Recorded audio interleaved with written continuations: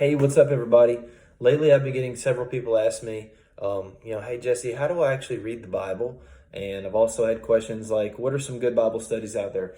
I'm actually going to try to answer those two questions in this one short video, try to make this video as short as possible. So let's get started. Why read the Bible? That's actually where I'm going to start. Why read the Bible? That's a legitimate question. Well, 2 Timothy in chapter 3 and verse 16 actually tells us that all scripture is inspired by God. Some translations say all scripture is God-breathed, and I think that's the idea. It's God-breathed, it's inspired by God, and is good for correcting, for teaching. And so, whoa, hang on a second. You mean to tell me this book right here has words from God in it? Yes, according to the Bible it does. And so, man, if we can literally have a collection of words from God and historical accounts of how God has interacted with mankind right here in the palm of our hands, I mean, that's a big enough reason why to read it right there. So, I'm going to start there. That's why I read the Bible. All right, number two, the Bible actually never says to read it, but rather it actually says to study it. 2 Timothy in chapter 2 and verse 15, it says to study to show thyself approved. And so anytime that I'm about to study anything, about to study for a test, I'm about to study for a sermon, anytime that I'm about to study for anything, all right, I'm going to make time. I never have time, and I'm sure neither do you. But I'm going to make time to free myself from all distractions, which is tough because, I'm a business owner. Some of you are too. Some of you are parents. Our world is just full of distractions. The phone never stops ringing. I need to make time. This right here is my time that I'm going to free all distractions. I'm not going to answer the phone. I'm not going to try to study this and in between be thumbing through Instagram or whatever. No, I'm going to make time to study this. The Bible is not like leisure reading. It's not like reading a newspaper or a comic or a magazine, right? This is actually a book that we study. Speaking of books, it's actually not one book.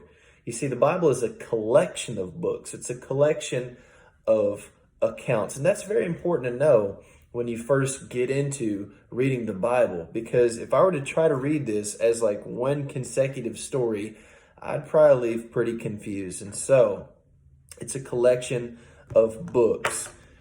Speaking of collection of books, usually a lot of people who are first starting out, they'll turn to a book and they'll be like, okay, we see this book called Galatians, but what's that mean? All right, check it out. Again, this is a collection of books. So here's some things that you might want to know. Okay, why the title? Who is the author? Who is the audience? Who is the author writing to? All right, the main idea of each chapter, or the main idea of the book altogether. And how can we apply that in our own lives? So I'm going to give you guys a live example. I just randomly turned to Galatians. Okay, well, check this out. All right, Galatians chapter 1, verse 1. Paul, an apostle, not from men, through man, but through Jesus Christ and God the Father, who raised from the dead, and all the brethren who are with me, to the churches of Galatia. All right, let's rewind. All right, this book is called Galatians. He says, Paul, an apostle, to the churches of Galatia. That probably tells me that the author, writer of this book is Paul, and he's writing to a group of people in Galatia, and he called them Galatians. And so you guys are kind of getting the idea. All right, so moving on to the question, what are some good Bible studies out there? Well, check this out.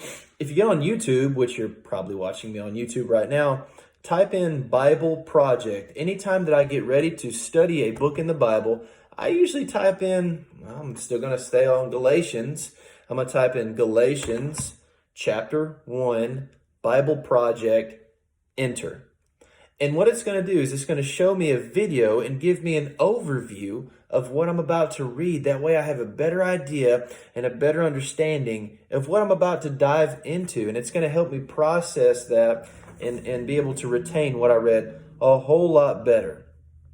Speaking of retaining what I read, usually I like to get a pen and pencil because it's scientifically proven. Anytime that I can transfer a thought into a physical action, a physical object, it's proven that we retain it much better. And so you might want to take notes. It's okay to take notes. It's okay to highlight. I'm big on highlighting. Usually if you thumb through my Bible, it looks like a coloring book.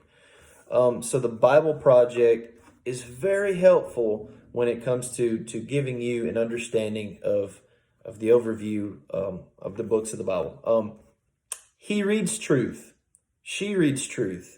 And even the Bible app, which many of us have on our phone, he reads truth, she reads truth. And then the Bible app, they have really good studies to select from.